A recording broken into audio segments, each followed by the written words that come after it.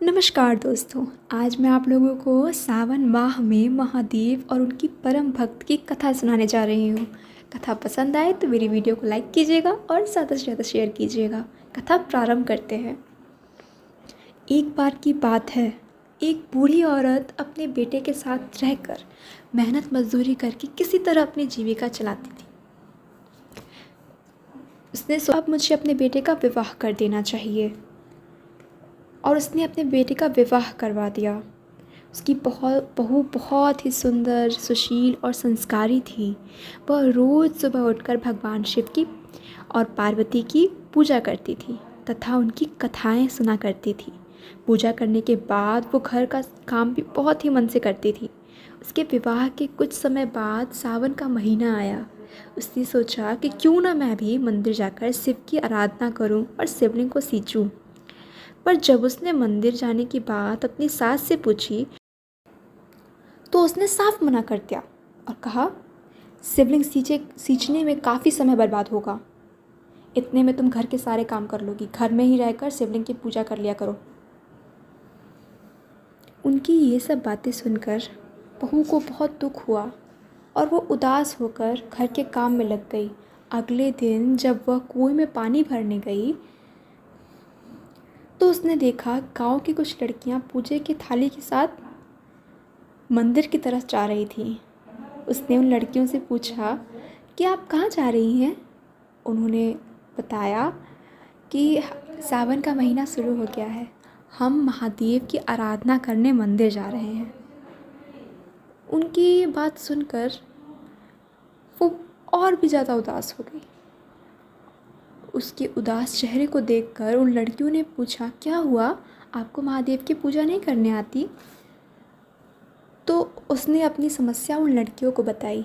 उन लड़कियों ने कहा, कोई बात नहीं, आप हमेशा इसी समय कुएं में पानी भरने के बहाने आकर हमारे साथ मंदिर जाया करो और हमारी ही पूजन सामग्री से शिवलिंग को सींच लिया करना।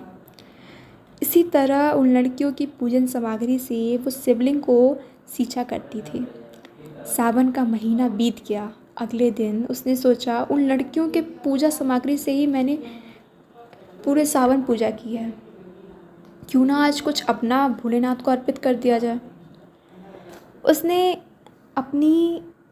अपनी नथ उतारी और धोकर उसे भगवान के शिवलिंग पर अर्पित कर दिया और पूजा समाप्त करके वह अपने घर आ गई। अपनी सास से नज़रें छुपाते इधर उधर फिरने लगी, क्योंकि उसे डर था कि नाक की नथ के बारे में उसकी सास ज़रूर पूछेगी।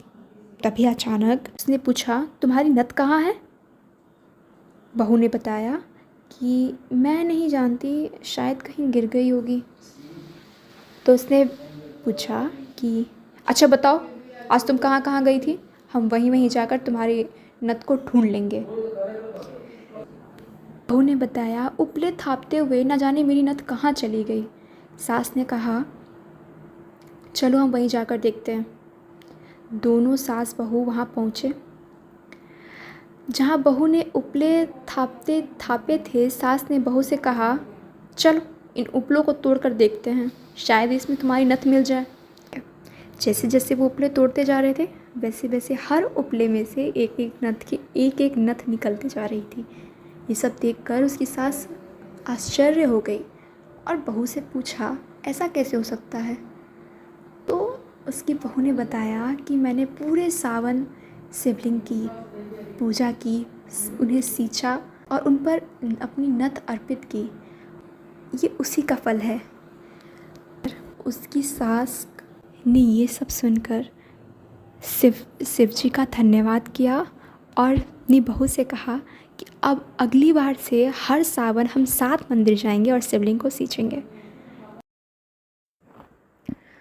अगले वर्ष सावन आते ही दोनों सास बहू ने शिव जी की पूरे नियम से आराधना की तथा उनकी कथाएं सुनी। दोनों सास बहू पर शिव जी की बहुत कृपा हुई। उनके घर धन की भंडार सी आ गई और बहू को एक सुंदर पुत्र की प्राप्ति हुई। हे शिव जी, जिस प्रकार आपने उन दोनों पर अपनी कृपा की, उसी प्रकार आप सब पर कृपा करना। सावन की आप सभी को ढेर सारी शुभकामनाएं। हर हर महादेव।